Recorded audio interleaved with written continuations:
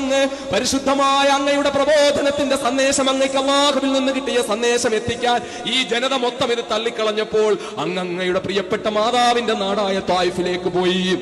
ത്വായിഫിൽ ചെന്നിട്ട് അവിടെ നിന്നും അങ്ങയ്ക്ക് കല്ലേറുകൊണ്ടു. അങ്ങയുടെ ശരീരത്തിൽ നിന്ന് രക്തം ധാരധാരയായി ഒഴുകി. അങ്ങ് അവിടെ നിന്ന് കണ്ണീരോടുകൂടി കുടിവെള്ളം പോലും നിഷേധിക്കപ്പെട്ട അവസ്ഥയിൽ അങ്ങയ്ക്ക് തിരികെ വരേണ്ടി വന്നു.